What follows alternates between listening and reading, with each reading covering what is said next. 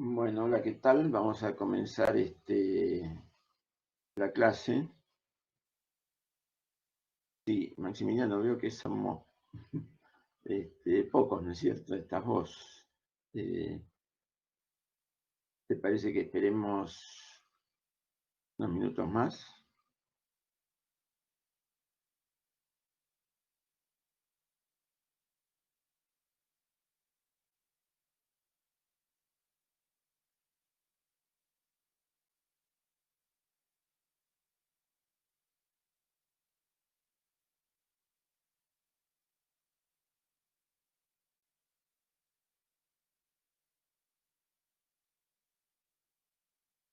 Bueno, 5 minutos y iniciamos.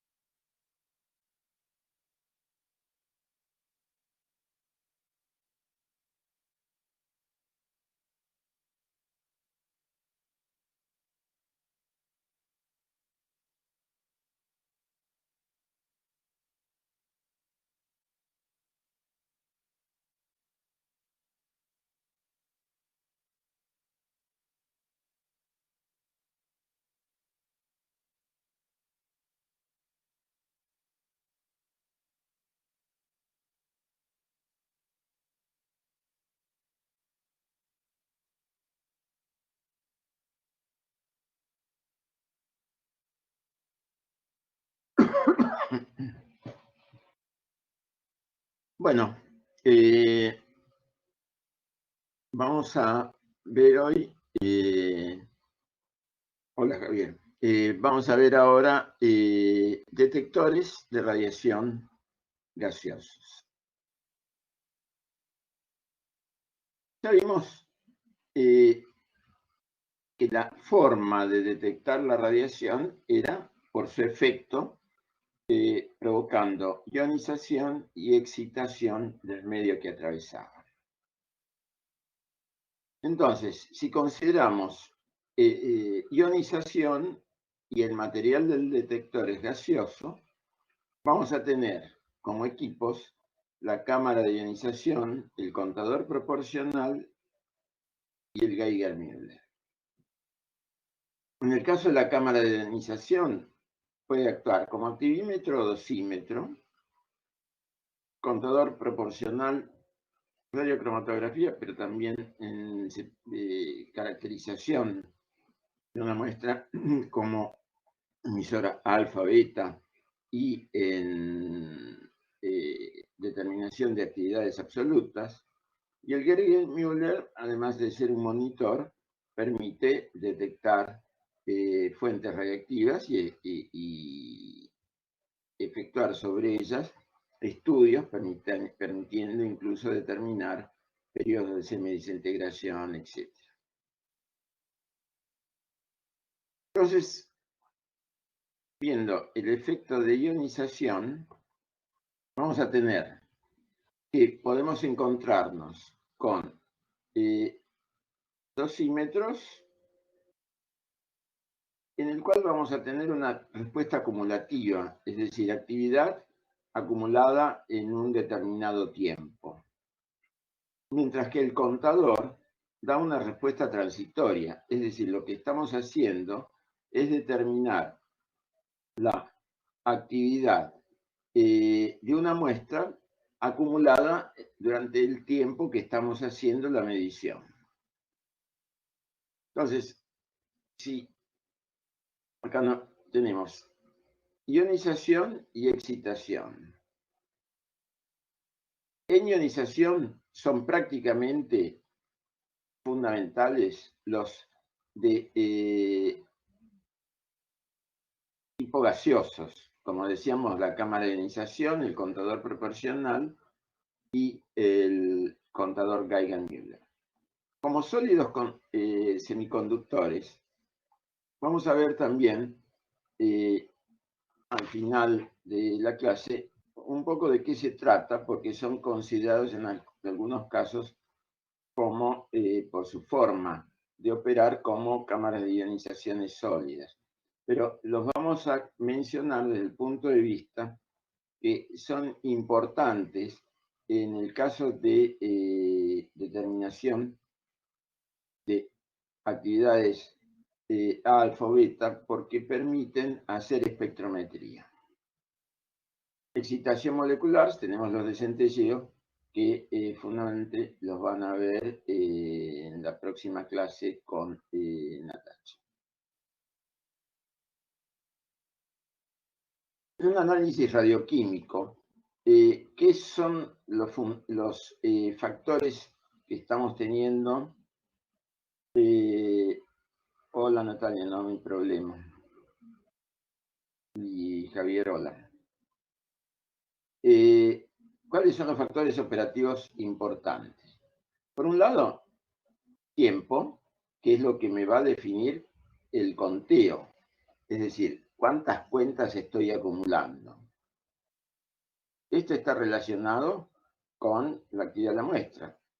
Muestras muy activas vamos a tener un nivel de conteo significativo estadísticamente en poco tiempo, pero si tenemos muestras con baja actividad, los tiempos van a ser prolongados. La eficiencia del detector. Esto es muy importante. Yo, cuando estoy midiendo la actividad, la estoy midiendo en cuentas en un determinado intervalo de tiempo. Supongamos cuentas por minuto. La actividad absoluta vendrá definida, como ya vimos, por desintegraciones por unidad de tiempo. Desintegraciones por minuto. Ahora, entre estas dos hay una relación que es la eficiencia del sistema, del detector y de mi equipamiento. Ya vamos a ver de qué factores depende, pero desde ya nosotros, para poder determinar la actividad absoluta de una muestra, vamos a tener que tener condiciones de medición muy importantes, tan importantes que van a hacer que este factor sea igual a 1. Y eso realmente lograrlo es bastante tedioso, costoso y difícil, pero se logra. Resolución de energías, como comentaba, si uno quiere determinar la energía de la partícula incidente, vamos a tener que tener algún sistema que permita discriminar en energías. Los tiempos muertos, ya vamos a analizar de qué se trata, pero es el periodo en el cual el detector puede estar inactivo. Después el fondo, que es el fondo, la reactividad residual contaminante en los materiales de construcción del detector, la radiación cósmica, la radiactividad ambiental y pulsos espurios electrónicos. Todo esto determina un factor constante en el medio que estoy utilizando para hacer mi medición. Indudablemente, el lugar donde hago mi medición tiene que estar alejado de fuentes radiactivas que estén almacenadas o presentes en las proximidades. Pero eliminando ese factor, tengo estos otros que no los puedo eliminar. Es decir, si mi detector está construido y hay algún elemento contaminante radiactivo, va a estar presente. La radiación cósmica desde ya no la puedo eliminar y, salvo que esté midiendo con una protección suficientemente adecuada como para poder frenar los rayos cósmicos, y la ambiental, que me va a acompañar. Los pulsos electrónicos sí los puedo mejorar bastante, pero pueden estar presentes. Entonces, siempre antes de efectuar una medición de actividad, lo que voy a tener que hacer es hacer un conteo previo para determinar cuál es el fondo de radiactividad presente en mi lugar de medición. Y ese valor, que tendrá que tener significación estadística, siempre se lo tendré que restar a mi medición de actividad de muestra para encontrar la actividad medida en mi muestra. Bueno, otros factores como la autoabsorción, debe ser la radiación que es frenada por mi propia muestra. También la retrodispersión, que ya vimos de qué se trataba, son factores que voy a tener en cuenta dentro de todo mi esquema operativo cuando hago el análisis radioactivo de una muestra. Entonces, yendo al tema de eficiencia, ¿qué es lo que voy a tener? Hay una eficiencia intrínseca que es referida a la transferencia de energía al medio activo. Es decir, cuando yo estoy midiendo una muestra, las partículas van a incidir sobre el sistema de detección.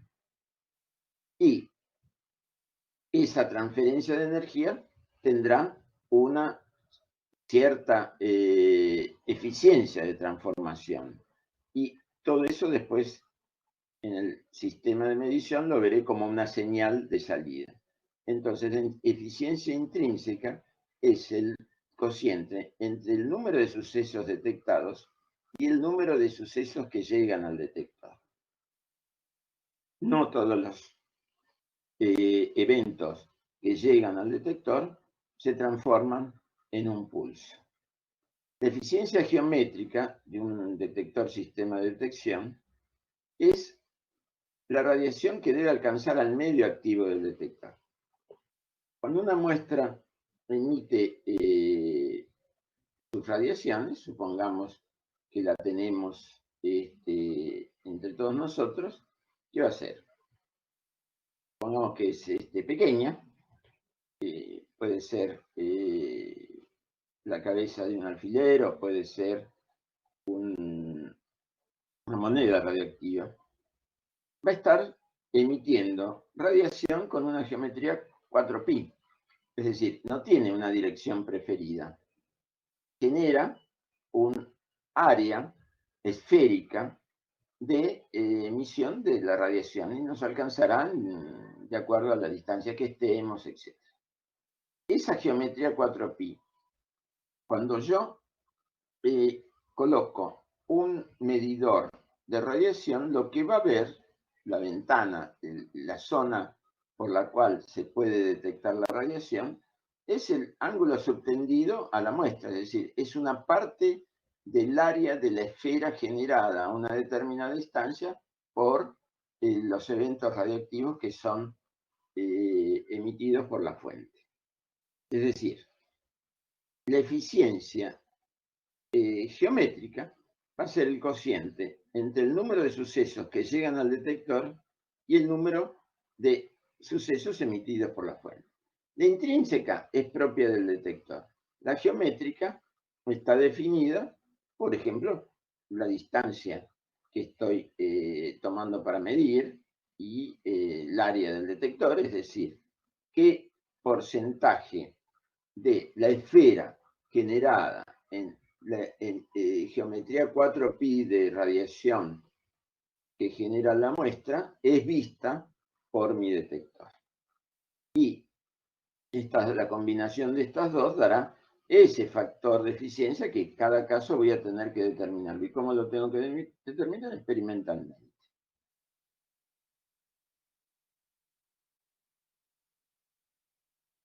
Entonces, la eficiencia total del detector es, como decía, con qué factor voy a tener que multiplicar mi actividad medida para poder llegar a tener un valor de actividad absoluta. Aquí tenemos la fuente y el detector. Y acá el ángulo, por ejemplo, con que están entrando las partículas. Pero indudablemente esto lo que va a estar tendiendo es un ángulo sólido y que lo que está viendo es parte de toda el área de radiación que rodea la fuente. Entonces, ¿qué tiene que ocurrir? Que tengo que alcanzar el medio activo del detector. Tengo que hacer una transferencia de energía a ese medio activo para que se ionice, y todo esto lo tengo que transformar en una señal útil. Entonces, la eficiencia total va a ser el número de sucesos detectados al número de sucesos emitidos por la fuente. Y acá tenemos una combinación para poder determinar la eficiencia total. Será función de la geometría, de la probabilidad de interacción y el tipo de radiación.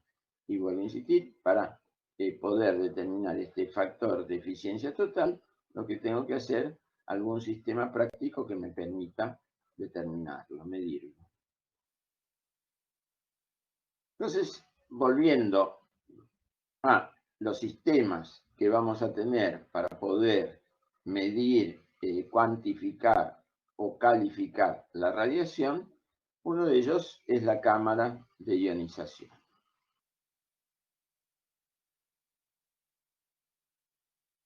Javier, la intrínseca, por eso no puedo. La pregunta es, ¿cómo sabemos cuántos sucesos llegan al detector? Y no lo puedo saber a menos que esté rodeando mi muestra. Es decir, hay dos posibilidades. Supongamos que yo estoy cubriendo a mi muestra con un detector que cubre el 50% del área. Es decir, si tengo una moneda, un detector que cubra la parte que corresponde a cara. Bueno, ahí puedo decir que el 50% de los eventos están llegando. Si rodeo a mi moneda con dos detectores que cubran ambas caras, puedo decir que estoy midiendo con una geometría 4π y que todos los eventos están llegando. El número de eventos que sale de la muestra lo puedo sacar si conozco la actividad, porque ahí puedo determinar cuántos eventos por unidad de tiempo están saliendo de la muestra, pero todo eso es con geometría 4π. Entonces, lo que puedo hacer para saber cuál es la eficiencia es lo que comentaba, una determinación práctica que me permita conocer y medir, determinar la eficiencia de mi detector. Entre las caracterizaciones que puedo hacer o que debo hacer, dependiendo del uso que le voy a dar a mi detector, es determinar la eficiencia. Y después vamos a ver cómo podríamos hacerlo en el caso de un tubo Geiger que estemos usando en nuestro laboratorio. ¿Está claro?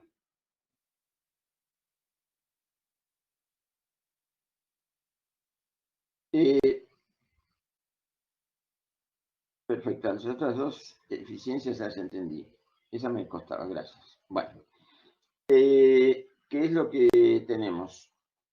El caso de un sistema detector que estará constituido por un recipiente que va a tener un sistema gaseoso y en el cual, al incidir una partícula ionizante, va a producir iones positivos y negativos. Y un circuito electrónico que va a permitir transformar los eventos que salen, los pulsos, en una medición. Por ejemplo, acá lo que podríamos estar midiendo, los pulsos de voltaje que se van a producir. Acá tengo una resistencia y mido la caída de potencial por la corriente generada en los eventos. Entonces aquí voy a estar pudiendo determinar pulsos.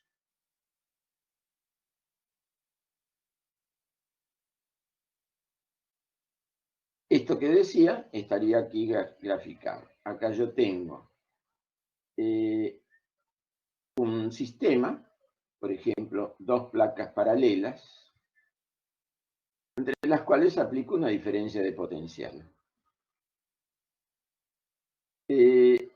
Una partícula ionizante, bueno, entre estas dos entre dos placas paralelas tengo un gas. Puede estar, por ejemplo, a una cierta presión. Que pueden estar a una presión mayor que la atmosférica, pero ¿qué es lo que voy a buscar? Ustedes vieron, recuerdan que las partículas interaccionan con la materia y la atraviesan. A mayor densidad de la materia, mayor número de interacciones, mayor cantidad de energía entregada, mayor cantidad de pares de iones formados. Entonces, cuando yo tengo un gas y quiero incrementar la masa, aumento la presión. Entonces, si tengo un gas a presión, voy a tener mayor número de moléculas y se me van a generar mayor número de pares de iones. Aquí voy a tener conectadas las dos placas paralelas a un ánodo y a un cátodo de un generador de corriente continua. Y voy a tener un medidor, como les decía, de corriente que circula. Entonces, la partícula ionizante ingresa y produce pares de iones, negativos y positivos. Y bueno, los positivos van a ser atraídos por el cátodo y los negativos por el ánodo. Eso genera una corriente y acá voy a estar midiéndola con la voy a poder determinar.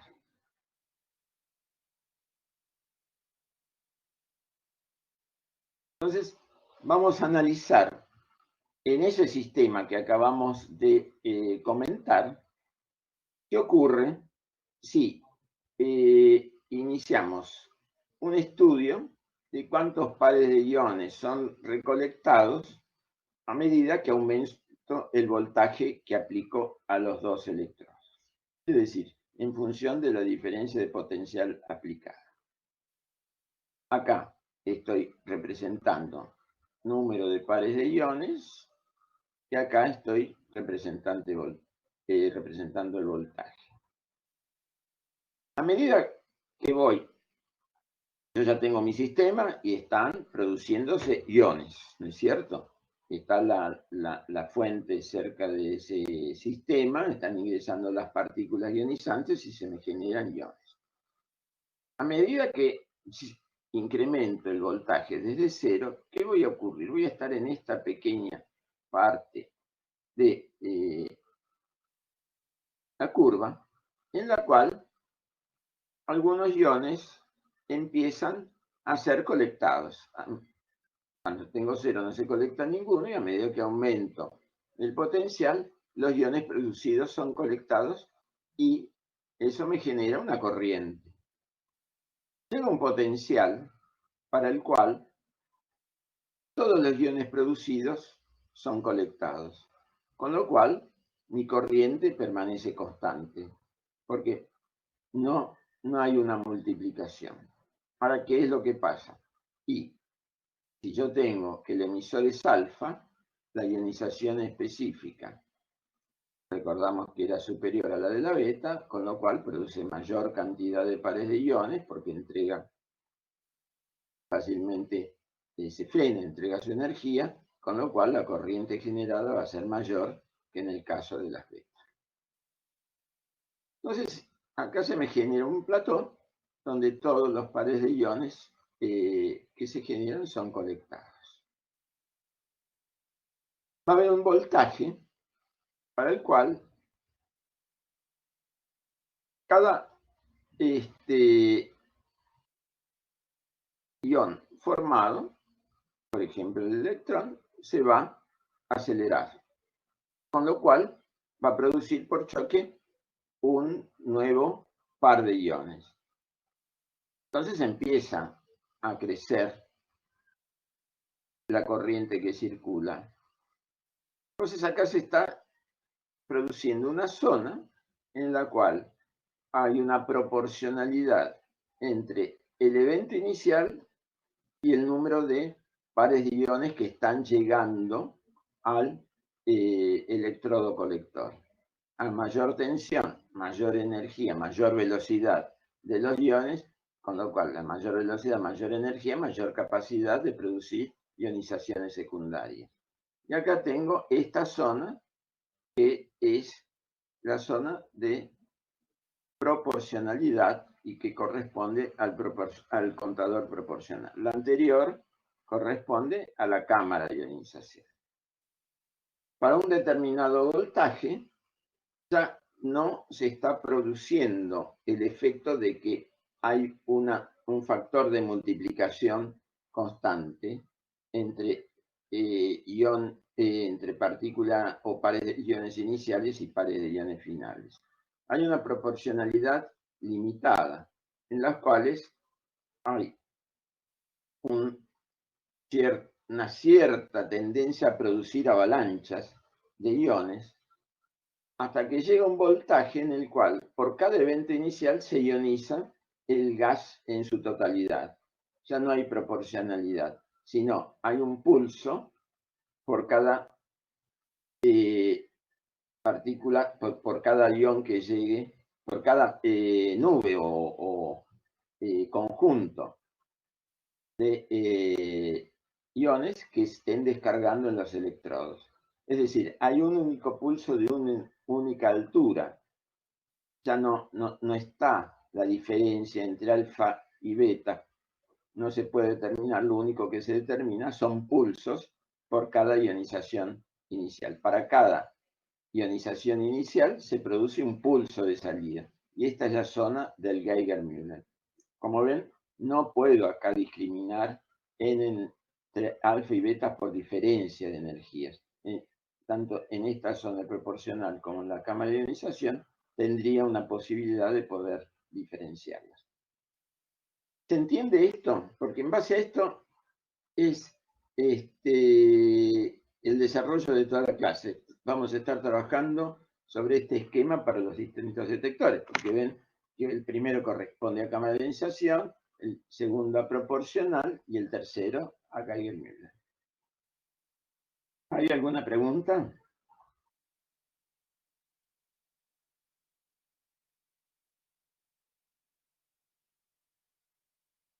No todavía. Bueno, ni bien se produzca la duda, por favor, háganmelo saber. Seguimos.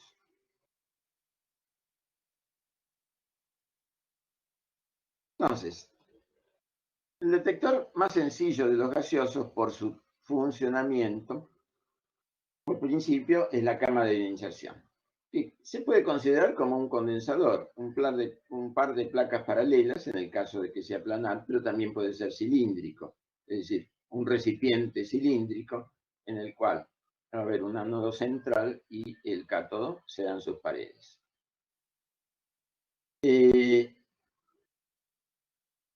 Como decía, entre estas dos placas, considerando una cámara de ionización planar y asimilándola a un condensador, va a estar rellena de un gas que puede ser aire.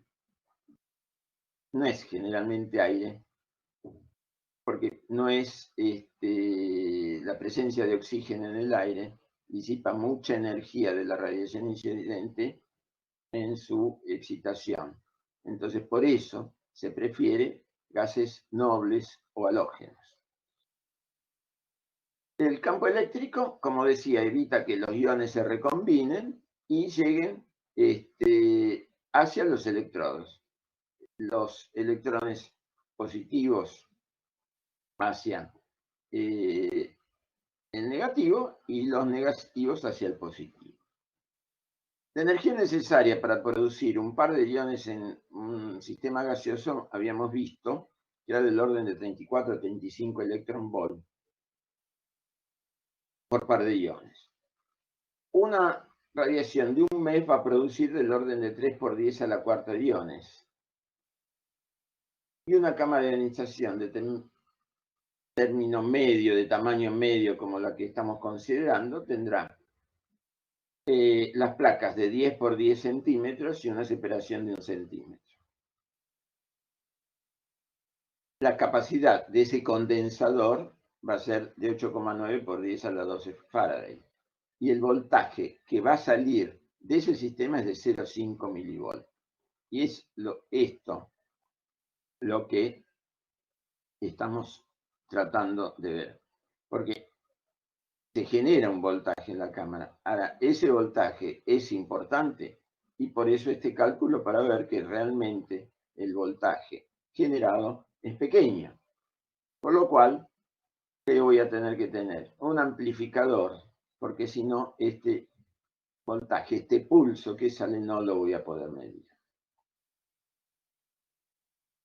Desde ya, por otro lado, la amplitud de la señal es proporcional al número de iones creados.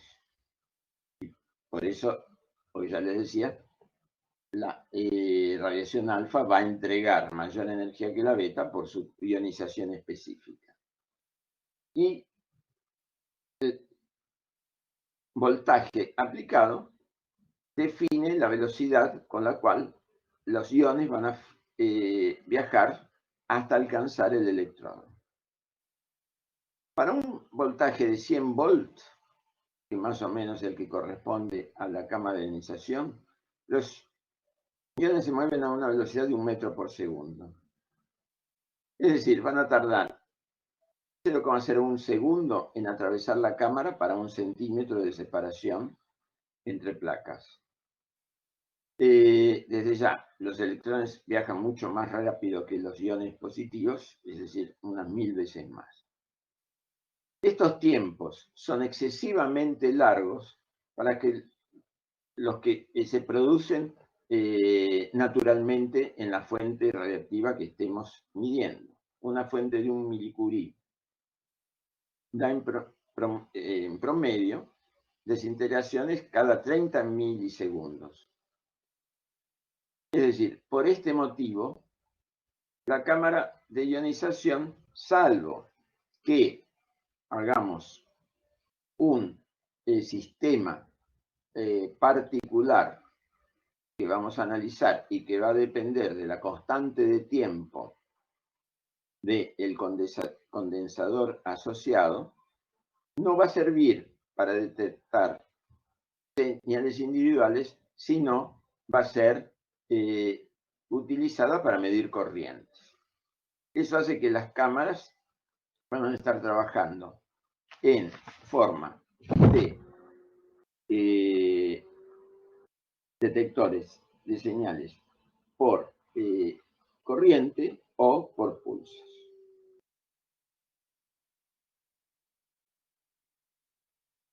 Acá tenemos los dos factores que están interviniendo en la determinación de la señal que estamos generando. ¿Qué vamos a tener? Por un lado, la energía y la abundancia de ellas. Acá ya habíamos analizado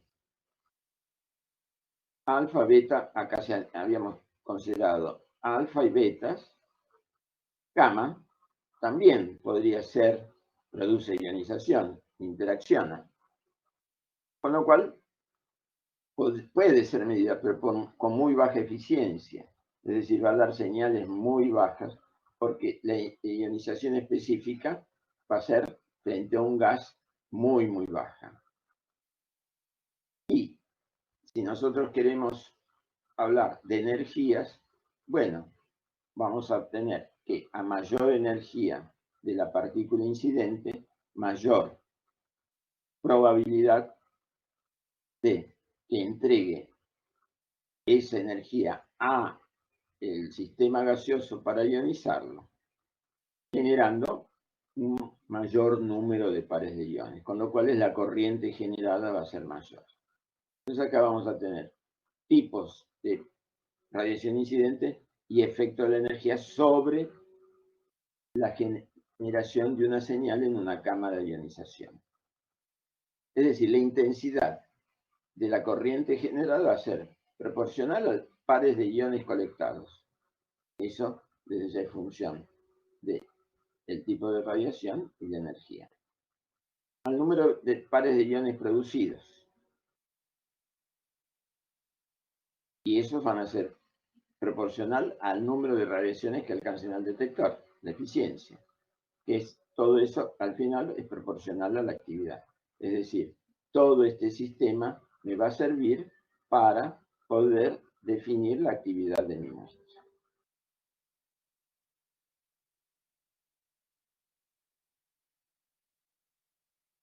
Acá tenemos un esquema entonces de un sistema, por ejemplo, para cámara de ionización.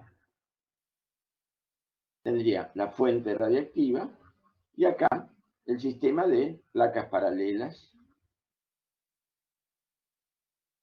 Acá tengo lo que podríamos llamar la ventana, que es la zona por donde se va a poder detectar la radiación con mayor facilidad, porque indudablemente si tengo betas o alfa, lo que tengo que lograr es que ingresen a la cámara y no sean frenadas en la pared. Y acá tengo mi sistema con el medidor de intensidad. Acá entra la partícula, genera los pares de iones, todos son colectados y me dan la señal.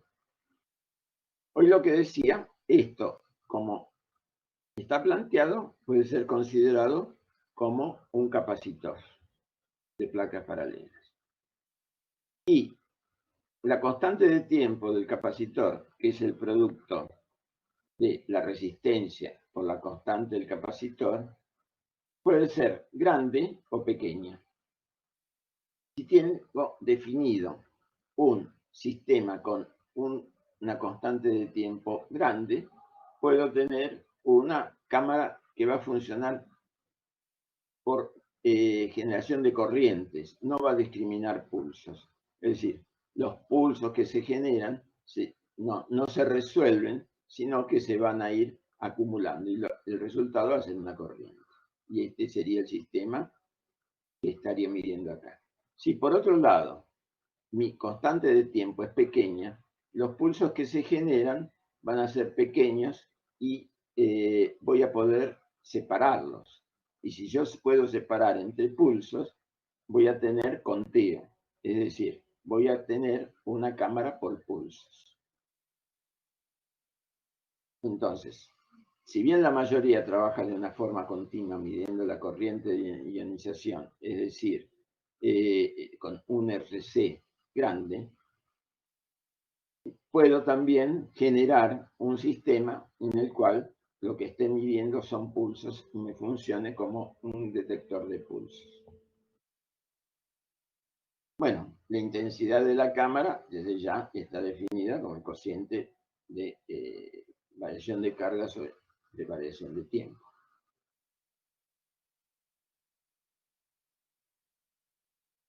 Dijimos que la cámara podría ser circular o planar. El voltaje en el cual vamos a estar trabajando va a estar alrededor de los 300 volts. Va a depender indudablemente de la geometría del gas que tenga. Acá tendré la cavidad, el ingreso de la radiación, el electrodo central. Esto es para que tomemos en cuenta que no solamente puede ser de placas paralelas, sino vamos a tener recipientes cilíndricos que son muy resistentes porque son de, por ejemplo, acero, y que permiten introducir un gas a alta presión. Y incluso como no sufren deformación, pueden ser estables en función del tiempo y ser, una vez que están calibrados, tomados como sistemas de calibración secundarios. Es decir, la cámara de ionización realmente es un sistema muy gaucho en su funcionamiento.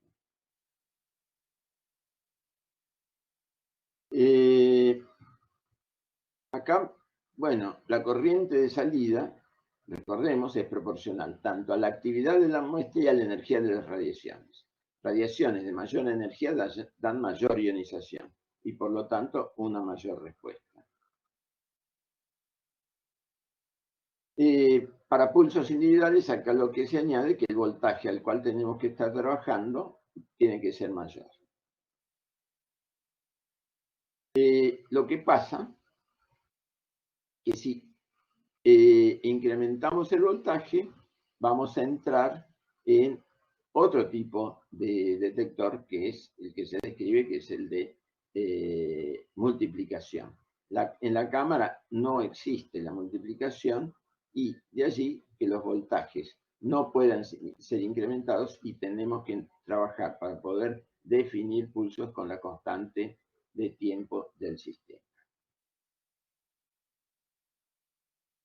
Esto ya entonces sería un formato para medir. Esto que habíamos visto acá está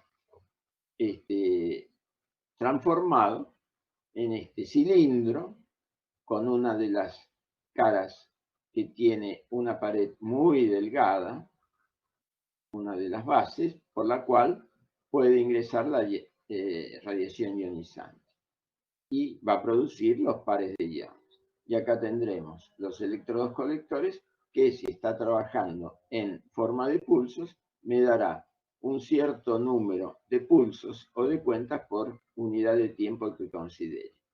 A este sistema se le puede agregar un sistema para generar un sonido que me esté, si estoy utilizando un detector de radiación, dar la señal de que estoy sobrepasando, por ejemplo, el límite permisible de actividad en esa zona. Es decir, es una adición que se le puede hacer al sistema y que se usa en los sistemas detectores de radiación cuando se hacen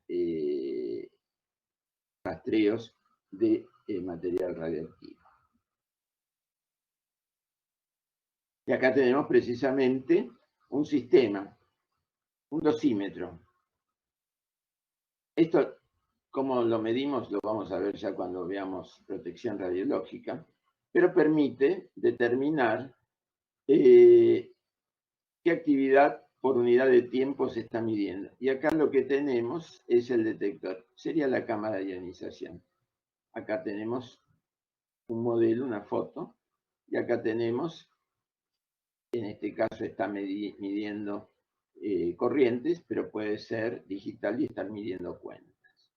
Entonces, lo que se está midiendo en este sistema es la intensidad de la radiación que ingresa con la geometría con que se está midiendo, viendo hacia acá yo tengo la fuente radioactiva. Bueno, yo acá voy a tener un ángulo sólido que me permite ver nada más una parte del área total que se está analizando, ¿no es cierto? Bueno, son muy utilizados, muy confiables, muy resistentes en lo que se refiere a protección radiológica. Entonces, repasando, la cámara está llena de un gas que no necesariamente es aire, es generalmente argón, neón, insisto, el aire no es adecuado por el oxígeno que consume parte de la energía de las partículas en su disociación de las moléculas, ¿no? ¿Sí? Está para determinar el número de iones que se están produciendo entre los electrodos, puede ser un sistema de calibración de fuentes radiactivas y, bueno, va a depender la utilización que se le dé, si es importante la colección de electrones o iones positivos. Y acá ya tenemos un sistema práctico, que es el activímetro. El activímetro es un sistema, hoy les decía que sirve como fuente o como sistema de calibración secundario, dado que puede mantener la rigidez del sistema y la estanqueidad, para que no se pierda el gas, con periodos de tiempo bastante largos. Acá tendríamos el sistema de cámara. Y acá estamos favoreciendo la geometría. Esta cámara es la que se llama de pozo. Y lo van a ver también en detectores de centelleo, la posibilidad de generar en el detector un habitáculo en el cual pueda ser introducida la muestra radiactiva. ¿Y aquí qué estoy logrando? Ampliar mucho la eficiencia de mi medición. Hoy decía que estoy pudiendo medir con geometría 2pi, 4pi. Acá me estoy acercando a una 4pi porque lo que estoy haciendo es rodeando mi muestra con el detector, salvo la parte superior que no la puedo cubrir en este caso. Entonces, en este sistema de detección, yo puedo introducir, si el orificio es lo suficiente, la cavidad es lo suficientemente grande, por ejemplo, un vial tipo penicilina. Acá, esto va a estar lleno del gas, voy a tener los electrodos colectores, el sistema, acá tendré un preamplificador, un amplificador para que la señal que hoy vimos no es tan importante, no se me pierda, y voy a llegar al sistema de medición y leer. Acá tengo el sistema de lectura. Ahora, si yo acá, en esta cámara, introduzco distintos nucleídos, como puede ser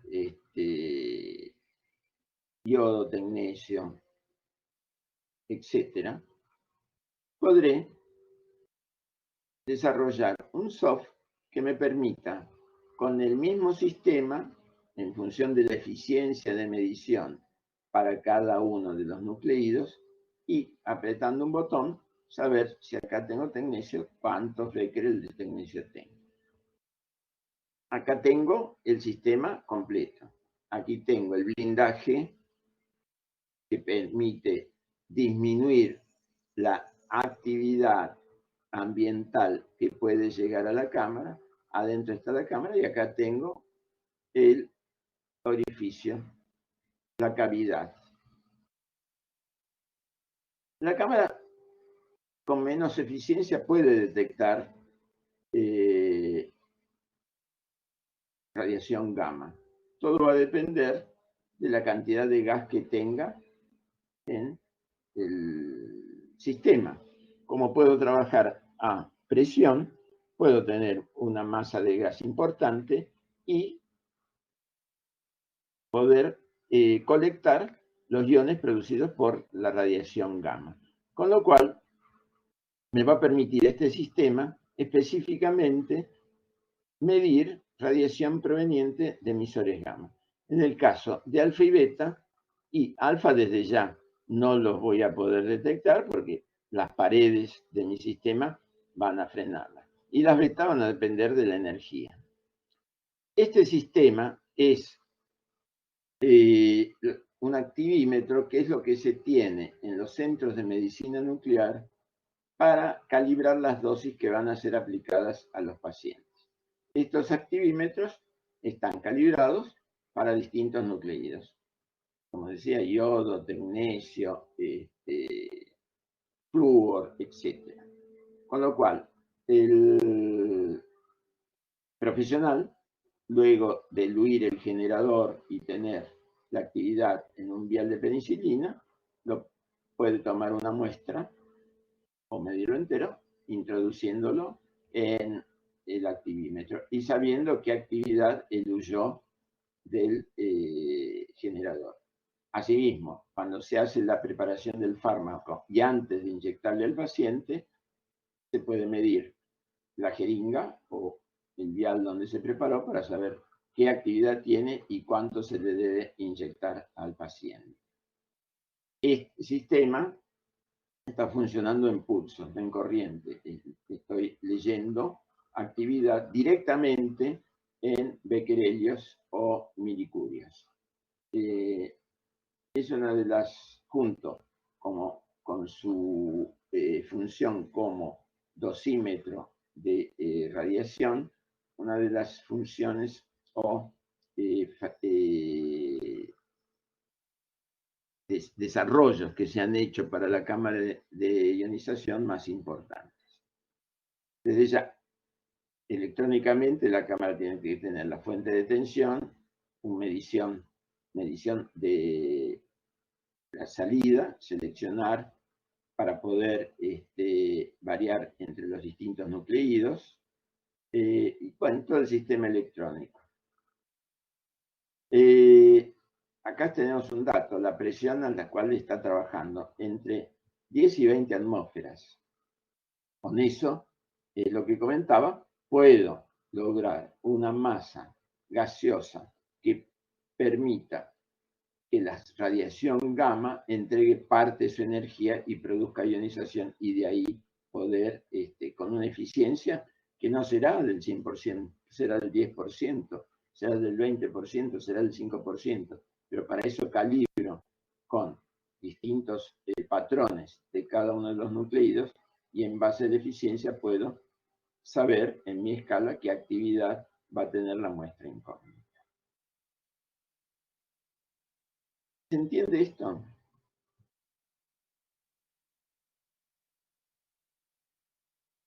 ¿Hay alguna pregunta?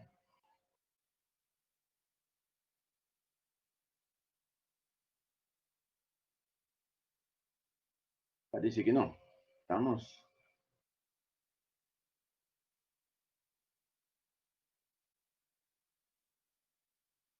Bien, bárbaro. Entonces, sigamos.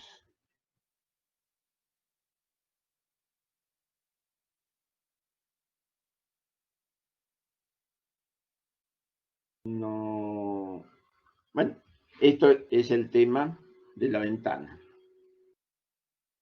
Esta cámara tiene que ser suficientemente resistente para soportar la presión del gas, y las paredes de, en este caso es de ventana, si fuese de cavidad tendríamos algo así. Indudablemente la zona donde va a asentarse el material y las paredes tendrán que ser resistentes, pero que no provoquen un frenado adicional importante de la radiación. Si estoy trabajando con betas o alfas, ya otro problema, y voy a tener que trabajar con una cámara que va a estar trabajando a menor presión de gas, y la ventana tendrá que ser lo suficientemente delgada para que no me frene las partículas que están ingresando.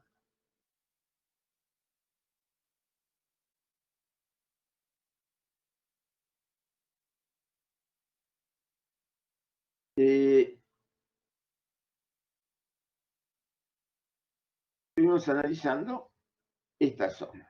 Cuando llego acá, en mi viaje a través del voltaje, dije que entraba en una región de conteo proporcional. ¿Por qué? Porque el resultado, la señal que sale, va a ser proporcional a una ionización inicial.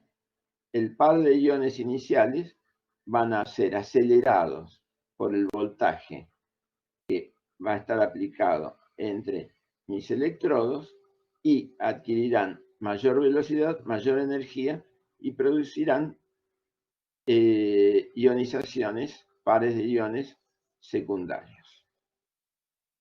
Entonces, esto es lo que definimos como contador proporcional, o es el fenómeno en el cual se basa lo que consideramos o llamamos contador proporcional. Lo que se produce es el fenómeno de multiplicación de carga. Los electrones liberados en su trayecto hasta el electrodo tienen energía suficiente como para producir ionizaciones secundarias. Pueden diferenciarse entre alfa y betas, es decir, hacer una espectrometría si la partícula incidente entrega toda la energía en el detector. Las señales no son lo suficientemente altas como para que no tengamos que tener un sistema electrónico asociado que permita la amplificación de la señal inicial.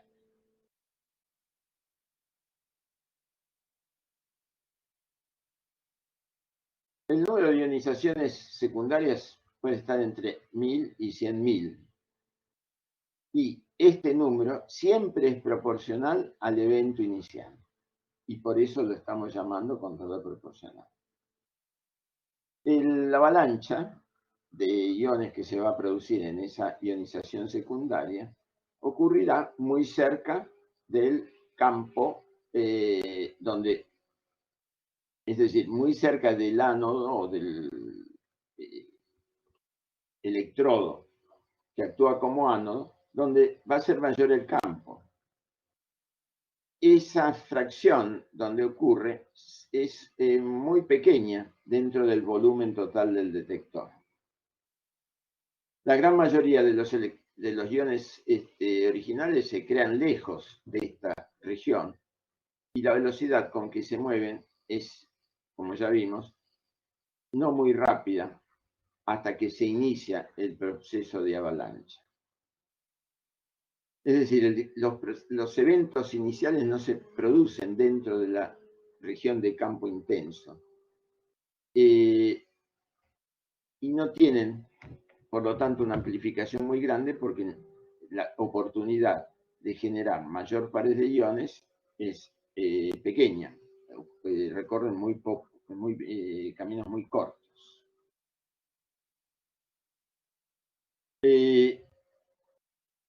Acá nos estamos teniendo una idea de voltajes. Por ejemplo, cámara acá podría estar entre 200 y 300 voltios y desde los 300, 400 hasta los 800 estaríamos en la región del contador proporcional.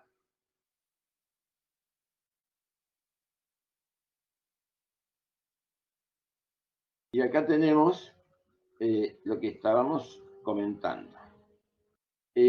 Acá tenemos el electrodo positivo, el ánodo, y acá tenemos la zona o la superficie donde el campo es lo suficientemente intenso para producir una ionización secundaria.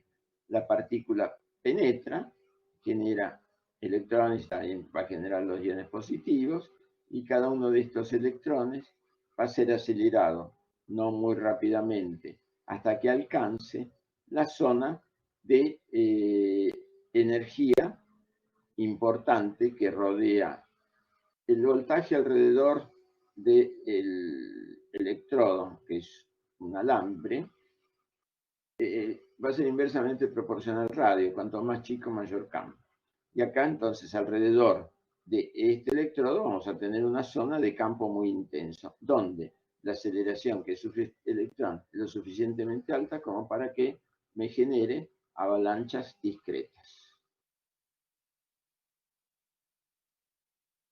Acá tendríamos el esquema, el ion positivo que se dirige hacia ese electrodo y el electrón que va hacia el electrodo positivo, y al llegar a la zona o la superficie de mayor campo genera la avalancha, y esa avalancha es recolectada por el electrodo y va a generar nuevamente una señal.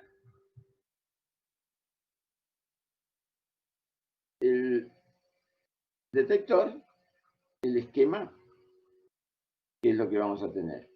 Un electrodo positivo, un electrodo negativo, la fuente de alta tensión y el medidor de corriente. Lo que estamos haciendo es logrando una amplificación interna de la señal inicial por el efecto de multiplicación por ionizaciones secundarias. Cada una de estas ionizaciones es recogida en el electrodo correspondiente en un área pequeña, con lo cual voy a estar diferenciando entre los distintos eventos que están llegando.